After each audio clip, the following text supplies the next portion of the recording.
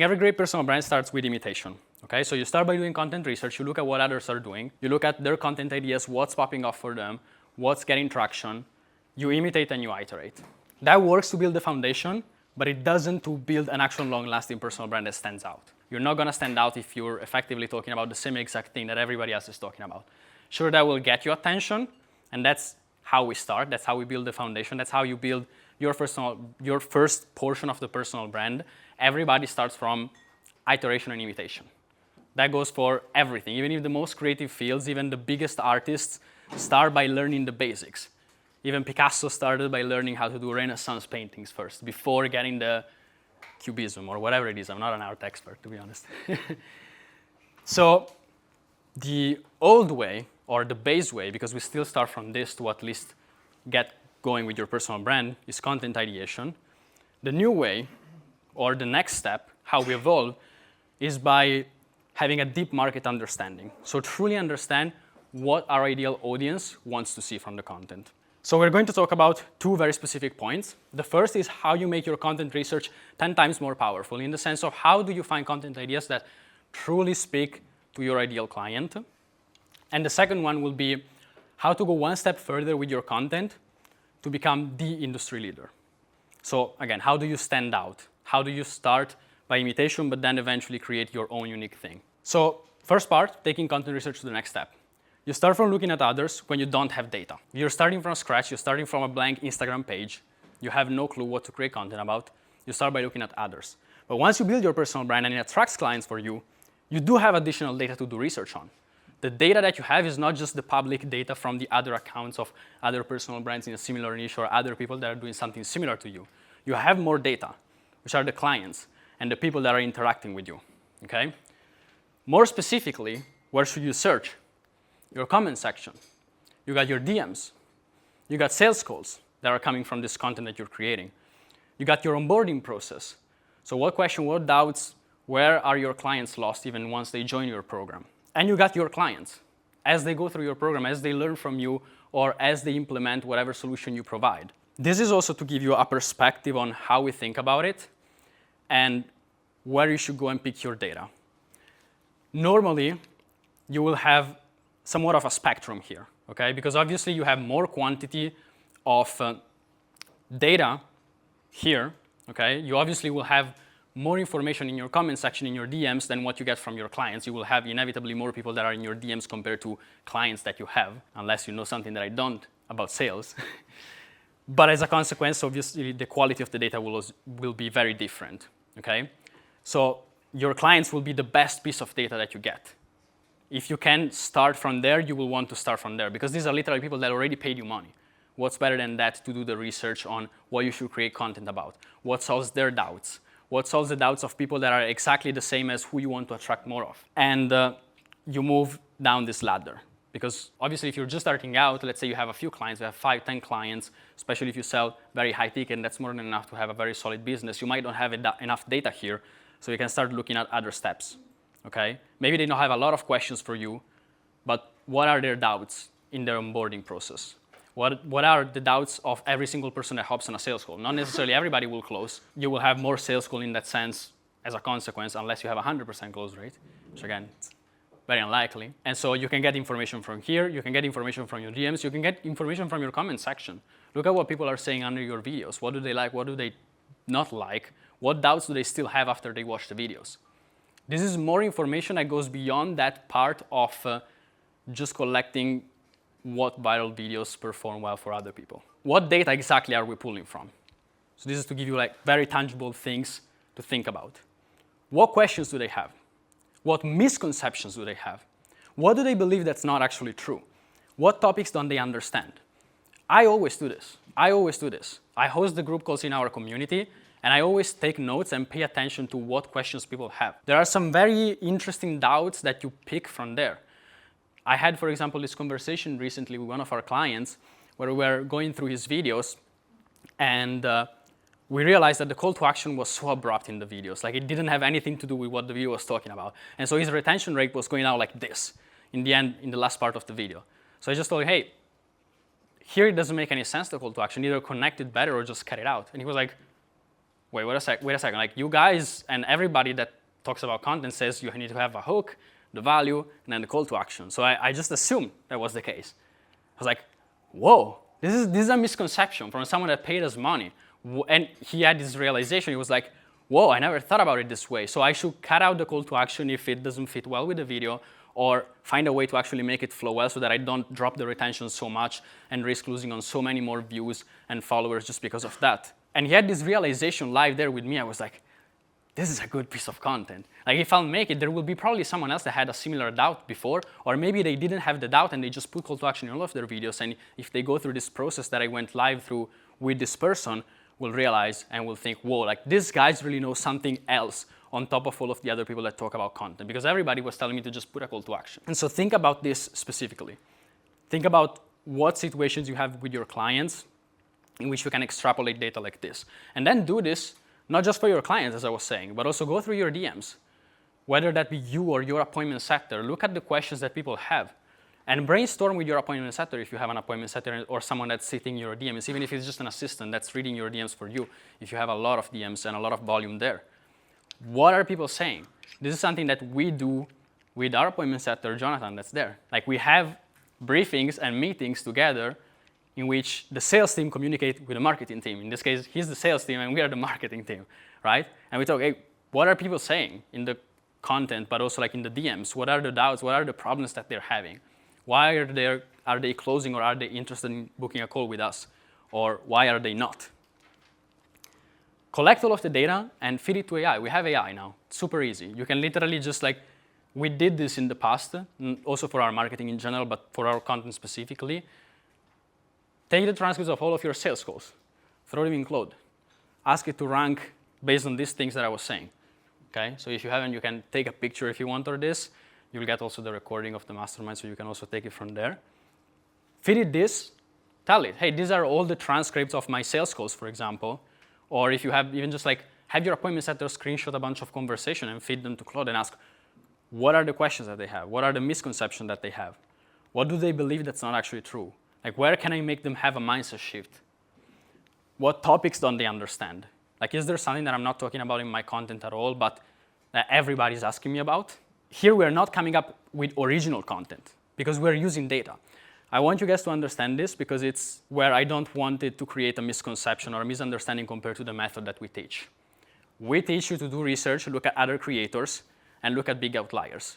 Why? Because it's a data-based method. We're not guessing what people will want to watch. But here we're not guessing either. We are looking at people that are closer or more down our funnel and looking at what they're asking, what misconception they have, what pieces of content would resonate with them. It's still exactly the same process, but taking one step further. Once you build already your personal brand, once you already have a base, you have that collection of data that you can use to take it one step further. So that's how you find different and better ideas from all of your competitors that are just doing research on the platform. This is going to connect with what Brian was talking about this is actually going to connect with something that we're going to talk about, I think, in one of the next presentation, which is related to value content. And in general, like any pieces of valuable information that we're sharing. The problem that you often have with this idea of doing the research from other people is that it becomes an echo chamber. Everybody's repeating the same thing over and over again. There's no originality. And it slowly starts blending in and becoming irrelevant and not performing anymore just because everybody's using it. Everybody's doing the same thing. It's also how very often formats die. You have very similar formats or packagings of videos. I don't know, the split screen format, something that we used a lot ourselves for a while, and then eventually died because everybody was doing it. The read caption videos. Still, you see some popping off every now and then, but how many people just like rinsed and repeated those formats so much so that it became an echo chamber? Everybody was doing the same shit with, pardon my French, with like the same stuff repeated over and over again. And so this, again, will be ideas that still resonate with your ideal clients. If a format died or not, because even everybody's doing it, probably your script sucks, or the idea suck, probably the hook suck, or the retention suck. Like there could be like 10 different elements that are like there to tell you that could be other reasons why they suck. So how do you decide which formats die, or like, because everybody's doing it does not mean that it's dead, right? Yeah. So I want to know, like, what are the metrics that you look at, say, okay, this is dead, let's just move on. There's no specific thing when it comes to that, in the sense of like, until something works, we just keep on doing it. If it just keeps, like, once we crack a specific format, we just keep on doing it until it stops working. But at the same time, you always want to have different variations and different things going on. It's basically like A/B testing, like you would do with ads. And so this is actually something that I talked about with a lot of our clients that had specific formats going viral, where I was like, hey, cool, don't over obsess on this. Keep on doing it because it's working. So why would you stop doing something that's working? But still keep on experimenting also with other things, because the moment in which that stops working, if you don't have something to replace it with, then it's going to be a problem. So here what I'm saying is also use data and do research. I'm not saying, okay, disregard everything that's working on the platform. That's not what I'm saying. But it's like, how do you make your personal brand different? How do you make it unique? How do you make something that goes one step further compared to everybody else? You start from the formats that are also working for other people, for example, as the packaging. But then the information that you provide is not just the same stuff that everybody else is also repeating, but you also do the research on your clients, on your DMs. You look at what you can improve from others. If you wanted to take an in-between step, this is a very specific type of approach. If you wanted to take an in-between step between these two, between the I just do content research by looking at what's performing for others, and I look at what people are commenting on my stuff, DMing me, and all of that, is you can look at what people are commenting on other people's videos. What do they say that was not clear about that video? What would they like them to go more in depth? And you can take that, and again, it's like even more data. The idea is just like, we want to base our decision on data because we're business owners. We want to make content as predictable as possible. Obviously, content is complex because it has a lot of variables, inevitably, but we want to make it as predictable as possible. So when it comes to the ideation, we want to do research based on numbers and then go one step further by doing research also on the people that are already more into our funnel and so more similar to who we want to attract. How do you actually stand out? There are two specific types of content that you need to stay relevant and fight market sophistication. I want to focus on this term for a second. Why do things get harder? Because more people are doing them. The same way the ads get more expensive because everybody is investing in the same thing and trying to get to the same audience. The same exact thing applies to content as well. Everybody's trying to get the attention of the same people, and there are more and more creators. Things get harder. It's objective in our space, in our industry, in the content marketing space. It was easier 2 years ago. It was. Like, we literally could post whatever basic video and just put a managed automation and already justify that people could comment something and they would receive a DM automatically, would blow their mind. And so that was enough already to make your videos go viral. There is an inevitable process of market sophistication. So how do you fight that? How do we see it? How do we see content still performing well even in this situation of market sophistication in our days? I'm not talking about formats. Okay, obviously you need to know your formats, you need to know what's performing well right now, what's a good packaging. But I'm talking about fundamental concepts to keep in mind in your content ideation process. So you're going to understand in a second. These are the two concepts, deep value and paradigm shifts. So I'm going to dive into the first one, which is what I like to call deep value. Value content, as we know it, doesn't work anymore because of market sophistication. So as I was saying, as everybody's sharing the same information, eventually it saturates the market. Why should I stop on this video? Why am I interested in this when I already heard this piece of information thousands of times, okay? And so regurgitated information, the same information that 50 other creators already shared, eventually doesn't work anymore. Shallow value, and so also in this, the information that makes you think, okay, cool, but did I really want to stick around for a minute to just hear this nice little tip or whatever? That also doesn't work anymore. So is value content dead? It's not. Superficial value content is. And so it's getting replaced by deep value. What do I mean by this? I had this realization because I was scrolling on our feed as well and trying to look for new good pieces of content related to the content marketing space or what we do as well. And I was seeing things that were popping off and were getting crazy amount of traction, tens of thousands of comments in the content space. So I was trying to figure out, okay, what's the difference between this and other value content? Fundamentally, not just the format or the packaging or the nice hook that they have. Because it's like, you can find a good hook and it will still eventually not perform the same over time. Like, there are hooks as well that we just heard over and over again and eventually they just die out. So what was the difference between these videos that I would see pop off and everything else that we were trying to post, or some other people in the content space were trying to post and we're not really getting traction? And to me, it was this concept of deep value, of value that was going one step further. What do we mean by deep value? Content that goes one step further and genuinely blows people's mind. What I realized was all of these pieces of content that I was seeing pop off, even from super small creators, was stuff that I would see and I would be like, whoa, like I genuinely can't believe someone is sharing this thing for free. Like this is something that goes beyond the nice little tip, the nice new little AI tool or whatever that might be. So how do you tell the difference between shallow and deep value? One simple question. Genuine question that you need to ask yourself when you're ideating this content. Would I pay $10 to receive the information shared in this video? Obviously, you're never subjective on your own stuff, so it can be a little bit tricky, but try to genuinely ask yourself this question. Would I give this information if it was behind a paywall, if people were paying me to give this information? That's how you really make it stand out. That's how you create something that's genuinely different from all the other value that there is out there. So is it something that others would charge for? Does it feel like you genuinely put time, effort, and research in this content when I hear this value, when I hear what you're sharing?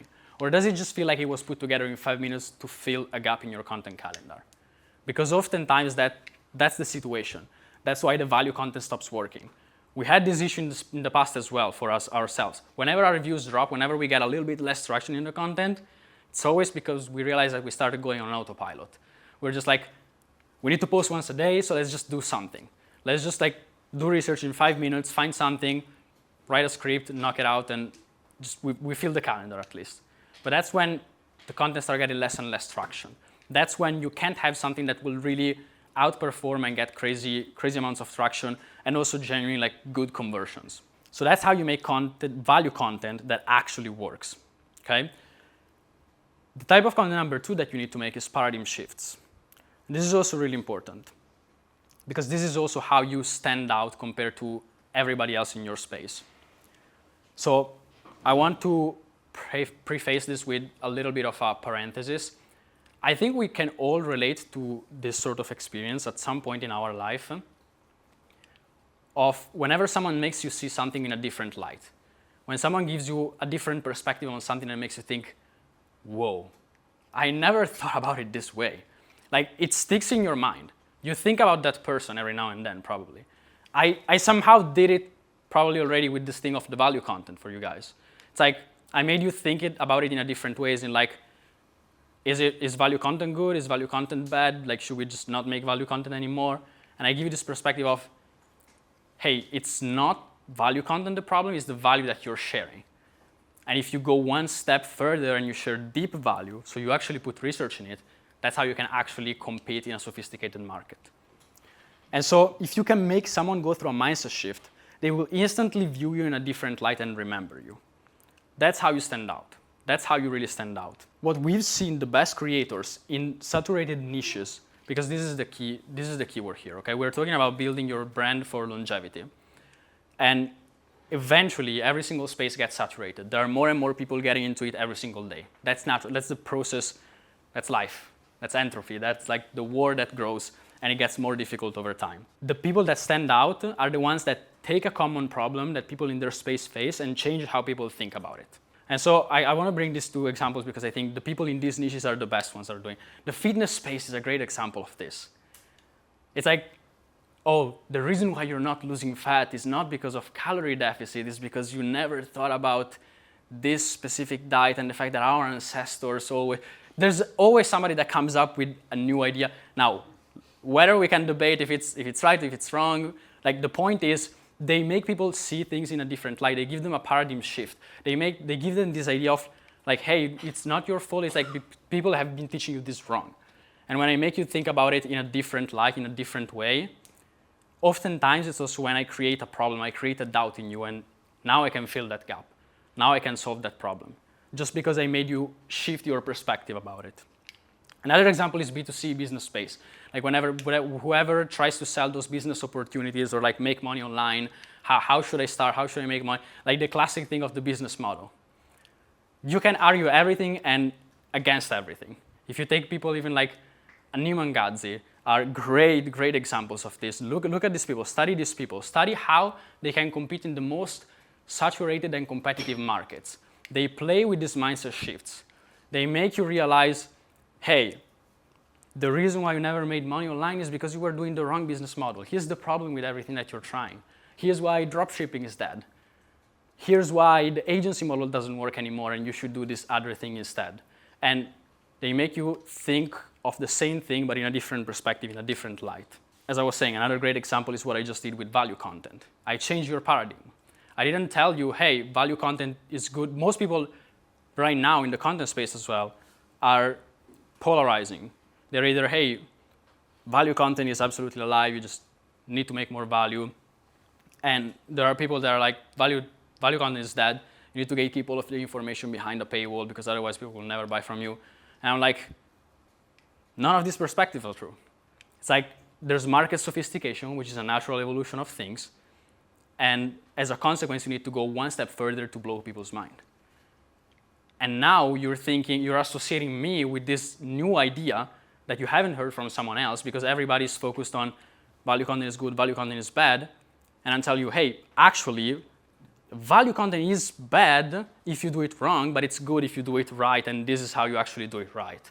And I give you this new perspective, this new mindset shift around it. So how do you do this for your content? And I want you to think about it. I want you to do like this exercise live. You also have notes like that you can take there. So I want you to think of the most common problems and debates that exist in your niche. I know that this is a hard task, so I'll give you a few minutes still to do it. And I highly recommend you also take a picture of this and you will just like keep on thinking about it in the next days as well, because it's not a task for like just a few minutes. But think of all of the problems and debates that exist in your niche. You all know about it. There are all kinds of problems that exist in any niche and all kinds of opinions and the opposite of that same opinion. Okay, what's your unique perspective on it? What's the extra layer of that people don't see? Okay, that you have as an opinion as an expert. What's something that most people believe? This is also a very good one. What's something that most people believe that you disagree with? Like write it down. Think about it. Write down these things. Write down those first problems and debates that are very big and very relevant in your space, and the doubts that people have, and what's your unique perspective about it. Like, I don't want you to think where you stand necessarily in the battle of like, hey, this is good, this is bad. It's like, what's the nuance? What's the different perspective that you have on the problem? I'm gonna pick, if any of you guys already have one in mind, I'm gonna pass you the mic. So we're going to see together what you're coming up with. So I think one of the, I almost interpreted like a misconceptions I see.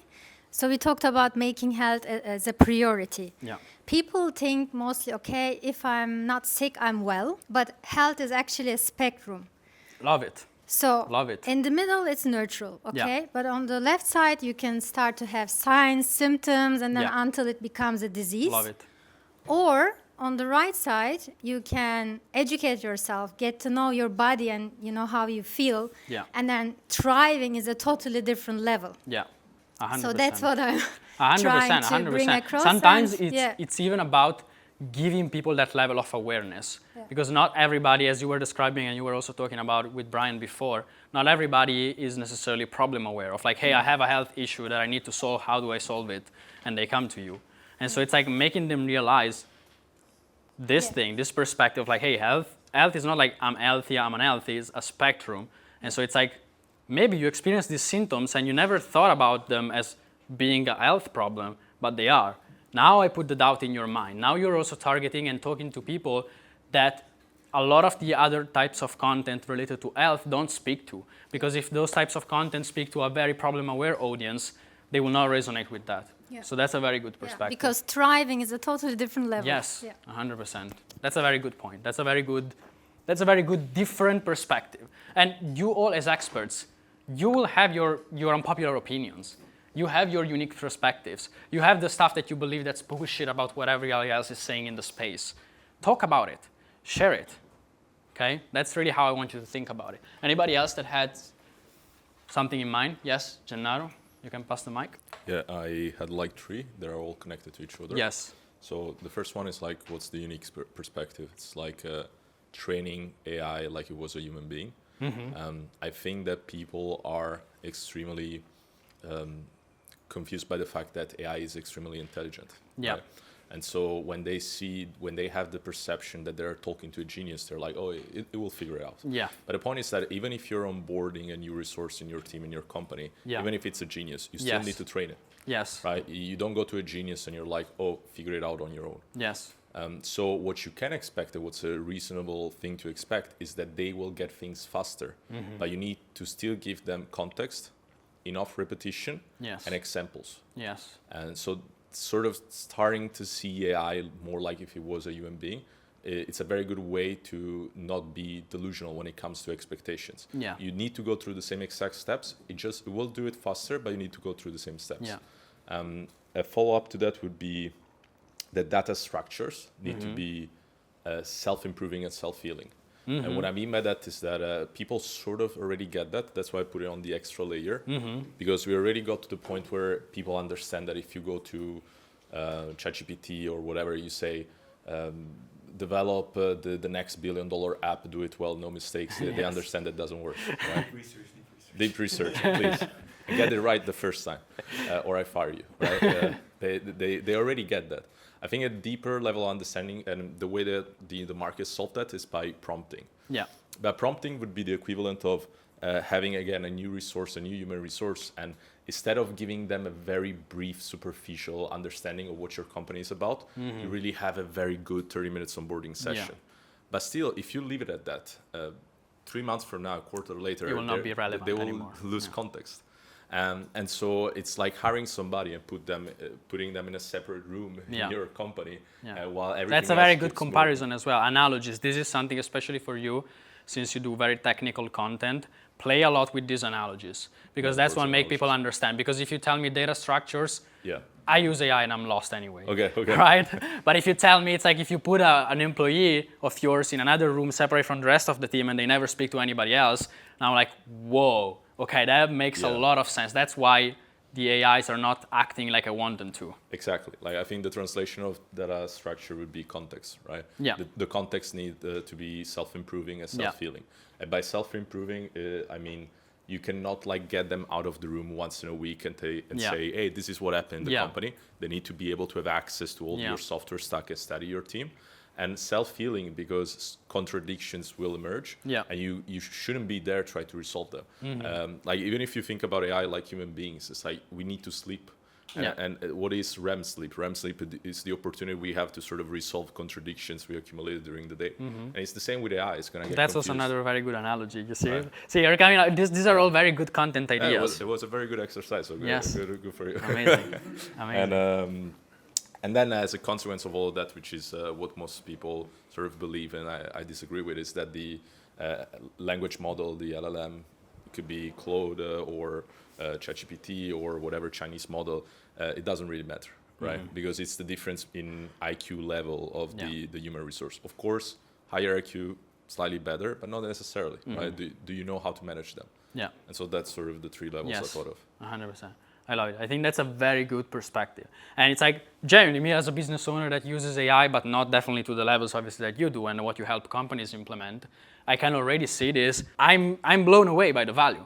Like, if you manage to insert these things, obviously, you need to insert them with context, and in the context of what people are interested in hearing, and then giving them the new perspective. So, you can kind of like follow, if you wanted, that same structure that we were giving before, of like, you might start still from a very broad hook that a lot of people are attracted to, but then you give your own unique take or unique perspective, or why they're experiencing that problem in the first place, with this very different and unique perspective that you have on the space and how you should approach AI. And you already got like 2 or 3 very, very good analogies that you definitely should use in the content in that sense, because I generally heard them as, I don't know if I'm already like in your target avatar range, maybe a little bit below, but like I heard them and I was like, we can't afford him. But I generally heard them and I was like, whoa, like that makes so much sense. And I never thought about AI in that way, because all of the stuff that I hear about AI is like very superficial, again, deep value also, what I was talking about in that sense. Beautiful. The ChatGPT knows me really well. You haven't learned anything from I was listening to him, and that's why I started the chat tool. And then I gave the 5 people who are the most common respected people in my industry. Yeah. And I asked, okay, so, and then I gave the screenshot of this. And I asked, like, what is unique about me? Because I've been working with this tool all the time. and it says basically like everybody's talking about how to make great creatives. I use creatives to learn from it, and that is like something that I would have not thought about myself, because I use it like my first ad will never be the winner, but my 40th ad will be, because I've learned enough what is not working, and then I know what is going to work, because every account is unique. Yeah. So that is something that I would not have thought. Although this is what I teach in my Yeah. prospecting call, sales call. I teach them a framework called message testing, Yeah. and that message testing is like everything that I base off. Yeah. And this is something that I did not had time to think about, like what is my unique POV, but Yeah. it landed exactly where I am right now when I work with clients. And that's how you become a voice that also stands out. Like that, this is the whole point of this. How do you become a voice that stands out between everybody else, and everybody else in your industry is already saying? It's like you give this unique perspective, and this is also a good exercise. It might not have enough context, but it's already a good exercise to like use the AI models that you're talking to every single day to figure out, hey, I'm feeding them all of this stuff, and they're probably like giving me back some feedbacks, and I'm telling them, hey, no, I actually don't think about this thing this way. I think about it this other way. Or like, again, the transcript of your calls, because you also probably talk about this stuff with your clients. There are probably this mindset shift or like these different perspectives that you give them. I can think of it because I do this all the time in our client calls. And so you can also feed all of this information and again, take these questions and these structures that we're giving you to try and extrapolate these unique perspectives and unique point of views that you have. Just one thing that I want to add on this. It's like, also be very familiar with what is the vocabulary that is being used in your niche. For example, and how can you play with that? I've heard so many times the term winning ad. Like, what is the winning ad? Like, how can you make them go through a mindset shift where it's like, you should not be focusing on the winning ad, you should be focusing on the losing ad. And it's like, I have made more than X amount of millions with ads, and it's not because I'm a genius at figuring out what is a winning ad. I'm just way better than you of going through the losing ads. And I know how to lose with an ad to learn what is the winning ad, right? So it's like, again, how can you play with this, like reframing the perspective also with the term? Like everyone is saying winning, winning, right? So as I was saying, like to start from the broad hook, start still from where everybody has the attention, and then reframe that perspective. Make them have that whoa type of moment, like that haha moment of like, whoa, okay, this makes sense. This is like, I never thought about it this way. And that's really where you stand out. That's really where people remember you. And like you become someone that has a different voice. A lot of the stuff, if you think about it, I want to give you this perspective. I really just thought about it because I realized it in this moment. If you think about someone like Alex Hormozi, he blew up so much in the first place because he was the anti-optimized routine type of guru. He was literally the only one at that time that was saying, hey, you don't need like a cold plunge, 30 minutes of meditation, and you just need to wake up and get the work done. And nobody was saying that. It was a very unpopular opinion. And if you look at most of his old content, now he's still somewhat talking about it, but especially at the time when it was like a very popular take and everybody was talking about, I don't know, the most optimized routine for entrepreneurs and whatever that might be, he was the one that was repeating every single time how he was against this idea or giving people this perspective like, hey, how about to make more money, you just do the work that makes more money instead of having this crazy morning routine or whatever that might be. Right? And this unique perspective made him a very unique voice in the space. Obviously, it's followed with a good packaging, it's followed with tons of volume in the content, it's followed with everything else that we're talking about. But it creates this unique voice of you standing out from the crowd of what everybody else is already saying in your space. So let's say I have right now this incredible contrary belief, and it goes through the roof, people love it, I go viral. Well, 2 days later, another 10 creators copy exactly that same thing. Yes. And then my contrary belief is just the general belief. And so, yeah, how do you sustain that? Because at the end, like anything that works will just be copied in a second. Like you have to play into it and like talk about it more. Like what I was saying of Alex. Now Alex is not the only one that has this opinion, probably. Like there are a lot of other people that talk about it, but he's the biggest one, or he's the one that repeats it over and over again. So it's like the first person that I associate it to is Alex Hormozi when I think about it. He's not the only entrepreneur that I follow that talks about this thing of like, hey, you don't need like a crazy morning routine. You just need to like do the work. But he's the one that I heard it from the most amount of times. So oftentimes it's also just repetition. Because it's also like, if you repeat it a lot and you know you already have a big audience, you have more than 200,000 followers. So you have your market share, you have your piece of the pie there in that space. people will start recognizing that it comes from you. Like people will start tracing it back. And again, as I was saying, probably your music was one of the first ones to say this thing specifically about the morning routine and stuff. Maybe not, right? But he was probably one of the first like strong voices to start talking about this publicly and started repeating it over and over again. So I think like it's the strength of the opinion and then also repetition. Then, you know, obviously certain opinions will become popularized. They could become popularized by you and other people copying you eventually. But I think a lot of it comes down to like, do people associate it with your personal brand out of repetition? And then from there, and just like the fact, again, that you have already a big audience, because all of this is also on the perspective of you already built an audience, and so you want to stand out even more. So you already built an audience. People will recognize that it comes from you, especially if they hear it from you over and over again. Also because if this creator saw it going viral for you and just copied because of that, in the other 10 videos that you make talking about that same concept that's very contrarian, not all 10 of those videos will probably go viral. So that person will probably not copy you 10 times on that thing. So you will start saying it more times than this person, and eventually people will start associating it more to you than this person. Mm-hmm. So I think a lot of it comes down to repetition, especially if it's someone that's copying you just because it's new contrarian take that's going viral in that moment. Now, obviously, there are people that will hop on the trend. That's normal. Like you have it the same way you have it for example, business models, as I was talking about it before, like the B2C people that sell money-making opportunities or whatever. The same way fitness. Like now in fitness, is there one person that talks about, I don't know, the carnivore diet? No, there are plenty. But there are a few guys in the space that I can even think of, even if I'm not that much into the fitness world, that just talk about that a lot, or like if not even all the time, and made a lot of their proposition and like what, like their specific solution centered around that. And so if I think carnivore diet, I think them. Like I think probably a few people in that space. They are not the only one that talk about it in the fitness space, but they're one of the few. And the same thing goes for the business models. Like is there one person that talks about a specific business model? Like every time that someone comes up with a new business model, then everybody else hops on the train and starts also imitating that. Oftentimes it's just a matter of like volume, and so how many times do you repeat it? And also how much reach do you already have, which again, coming from the perspective of you already have an audience, you already have a voice, then it's going to already make people realize, okay, Philip is the person that has this opinion. And just to add one thing to that, it's also about calling it out in the right way, man.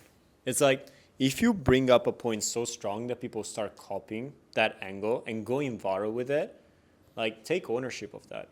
There's a right way of doing it, right? It's not like, oh, this guy copied me, look at this video. But it's like, all right, so a few weeks ago, I started talking about this thing, and now there's a bunch of creators saying the same stuff, right?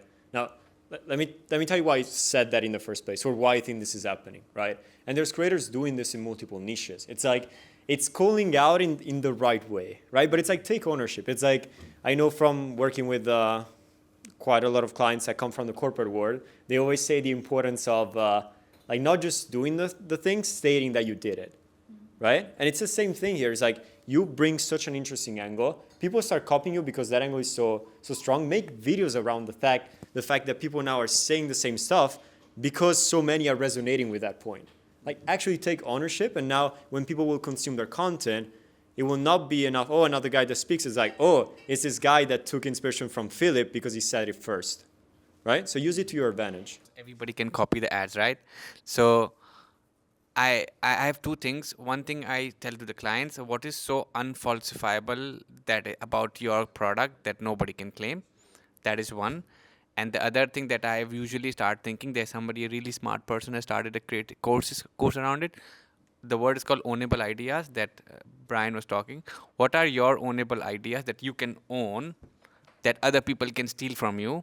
And then you can have like all the lead magnets, all the content around it. So whenever they talk about that one idea, that everybody tags you in that video. For example, we have in ads marketing, we have this guy called Barry Hot, who's an ugly ads guy. He started the idea of ugly ads because ugly ads perform, basically organic content that performs on Meta rather than branded content. So now I have a video on ugly ads. 10 other guys have the same video on ugly ads, but when somebody talks about, even you ask ChatGPT, who's the ugly ads guy, then ChatGPT will tell you it's Barry Hot. So that's ownable idea that you can have.